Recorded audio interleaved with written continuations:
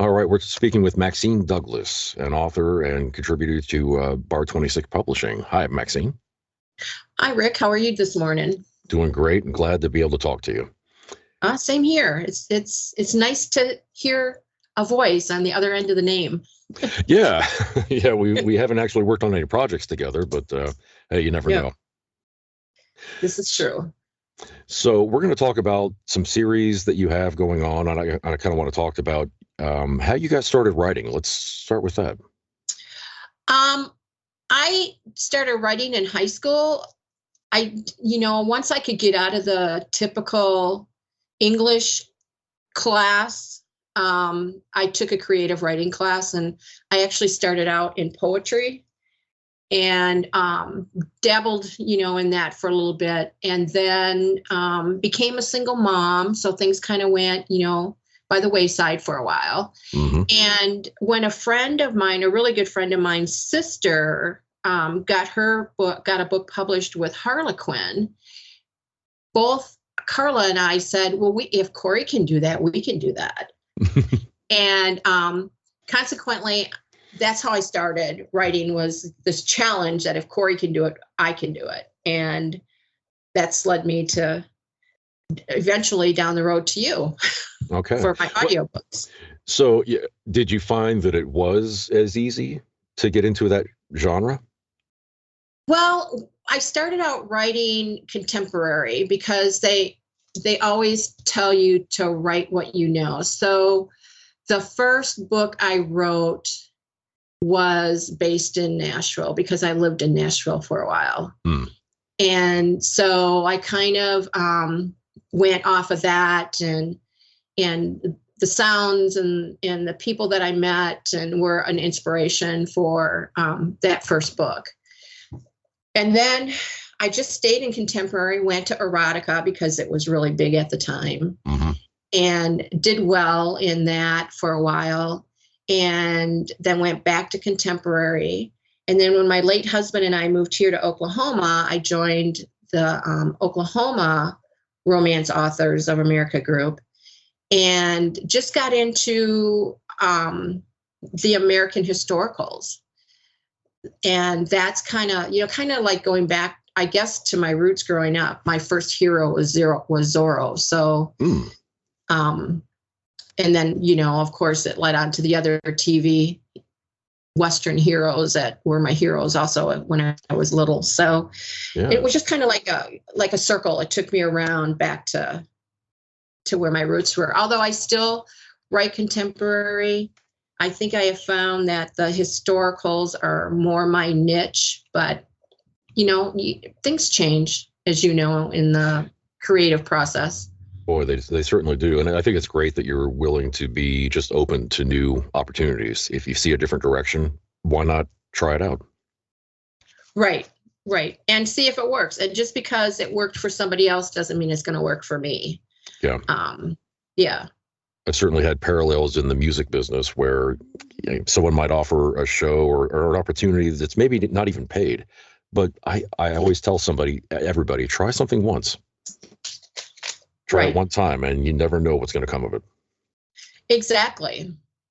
I'm going to be, when I get done with this current book that I'm on now, I'm going to be going and writing a YA cozy mystery, which I've never done a YA before. Whoa. So we'll see how much of my hair I pull out during that. Well, it's a far cry from erotica, so you'll be suppressing some things. About anything's a far cry from erotica. That's true. Well, the main one of the series we have with you is the Nashville Duets. So tell us about this one. How it started, or what led to it, and what it's about. How many books? Well, there's only 2 books in this series. I've dabbled with many years ago with a third, but I've just never gotten to it. Again, I lived in Nashville for a while. Many of the characters, I loved Nashville. I loved being there. I loved the music scene. I had cousins who her late husband was involved in the music scene for a while Mm. while I was there. And so I met a lot of people. And it just, that was my first book, was Nashville by Morning. It's gone under many, many different phases through its conception. But it just, I kind of tied in when I did Nashville Rising Star. I took I made a younger brother of the original character in Nashville Rising Star. Okay.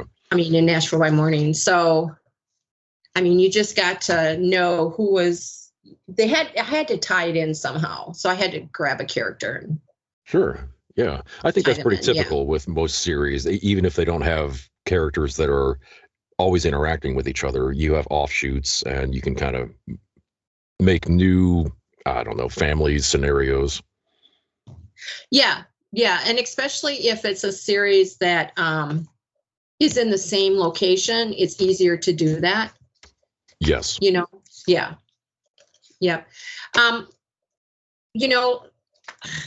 Living in Nashville and being around that music scene and stuff was very inspirational like I said, in writing the series. And you being a musician, how music can inspire you and what it does to your psyche and stuff like that. So yeah. So what is the actual Nashville by Morning and Rising Star? What are these about specifically? Okay, Nashville Rising Star is the first in the series, and it's about a girl named Emerald, who I believe I still left her name. Yeah, Emerald Braun, who goes to Nashville and enters a music competition, kind of like The Voice or America's Got Talent or something like that. Yeah. And her biggest competition is one of the other contestants, of course, but one of the competitors is Utah. Wants to get out of his daddy's shadow, so he thinks that he can buy people off, and that's what he tries to do. He tries to buy the contestants off and make them drop out. Interesting. So not a great character. He's redeeming. Oh, okay. They're all redeemable. You of course. Romance, they're all redeemable. Well, if you don't have, a good ending, of course, then you're kind of left with, well, what was the point of that, right? Well, yeah, if it's not a happily ever after, then it's not a romance. So, that's right. Yeah.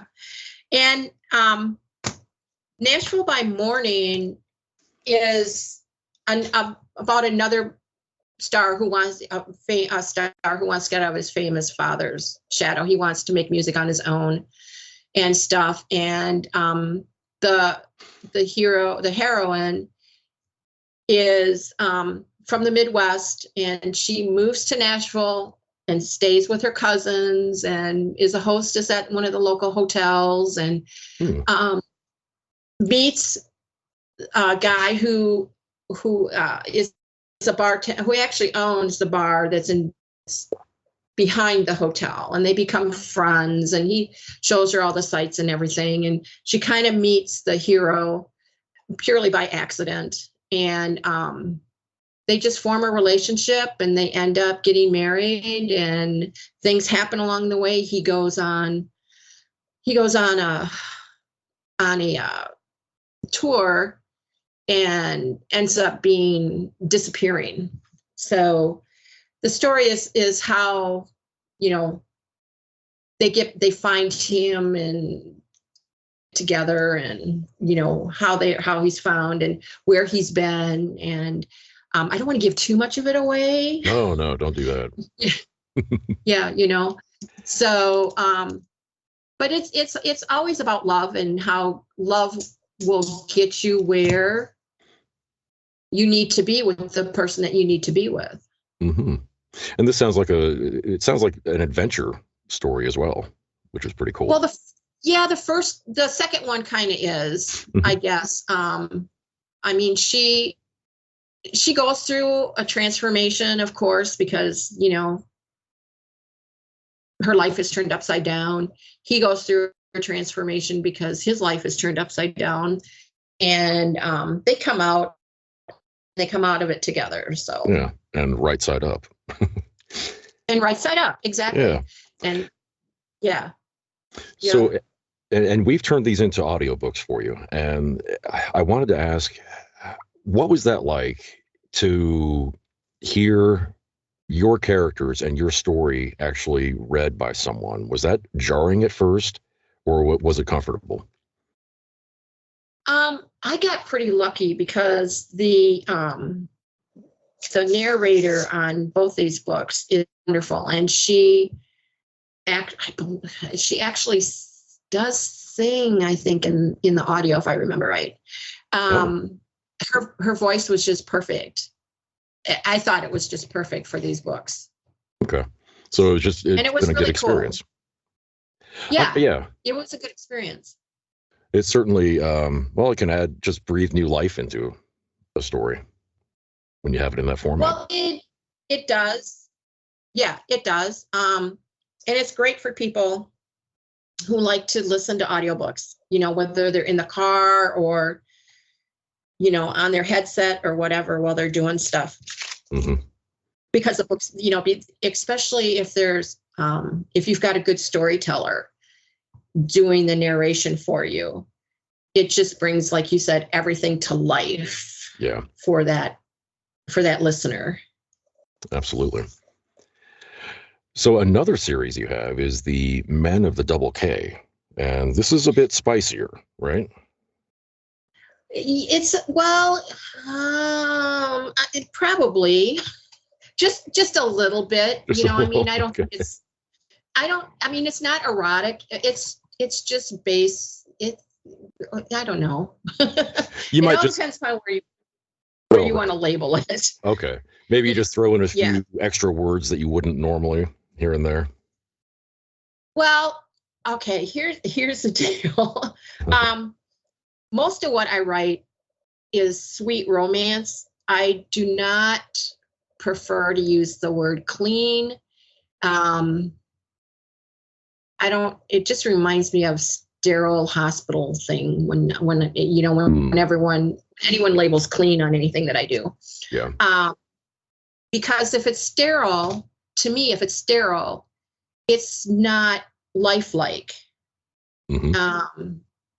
You know, people have relationships. A man and a woman has a relationship, regardless of whether it's sexual or non-sexual or physical or non-physical, of some sort. Generally, even if they just, you know, like hold hands or they kiss or they, you know, hug or whatever. And sometimes you have desires for a person that, you know, cannot go any further. You know what I mean? That crush type of deal. Right. I guess. Yeah. But in the case of Red River Crossing, that's not the case. I mean, it's basically, I think, one dream segment in the book, and that's it. They're too busy chasing the villain to worry about, you know, themselves, really. Huh. Okay. I think I agree with you on labeling any kind of romance clean, because everybody has different interpretations of that. There are some people who really just want to read about people holding hands. And if they kiss or anything like that, they just think it's too much.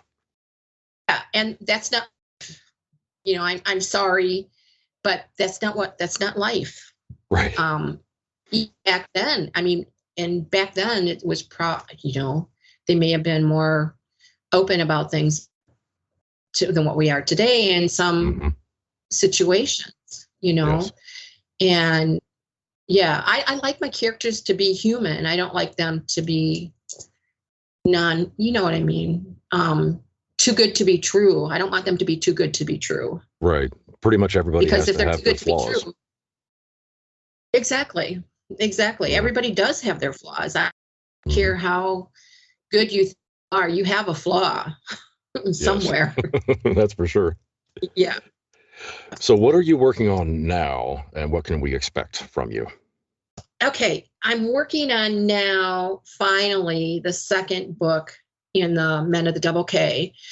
This series actually plays off of the third book in The Brides Along the Chisholm Trail, in the last book in that series, The Marshal's Bride. This is where these male characters were introduced in that book.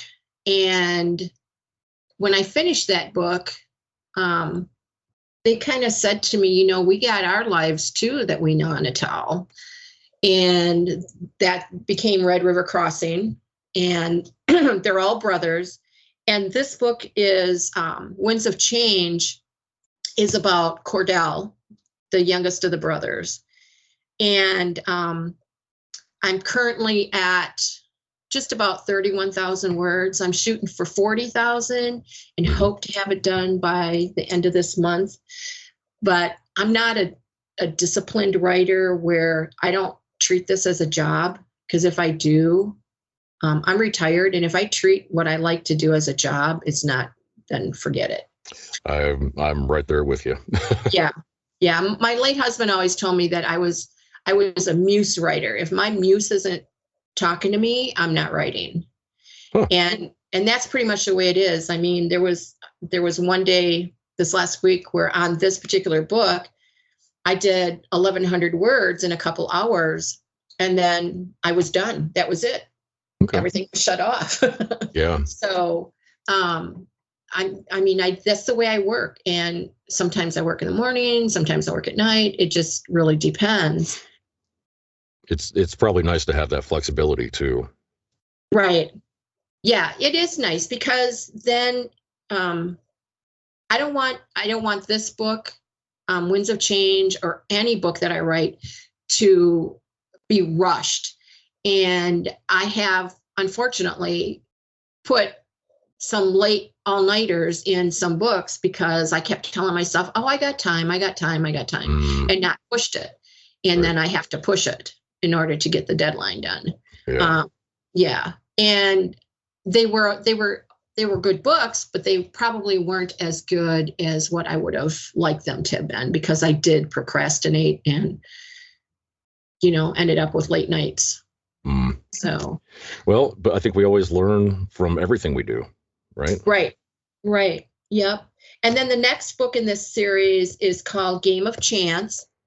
And it is actually, so the book is three brothers, Cyrus Kennedy, Beauregard Kennedy, and Cordell Kennedy, and then Cyrus's son, Johnny. So the last book in this series will be about Johnny and him going off to university and stuff. So, and it's set in Texas on a ranch, just south of, right around the Brazos River, and across the border from Oklahoma. And and so we'll see where that book takes me too. Okay. Well, it's going to be exciting to see how this goes. And I'm sure your fans are probably clamoring for more. Oh, they are excited when I told them I was working on the second book, and stuff. And I mean, you get into a series, and sometimes you just need to step away from it and do something different.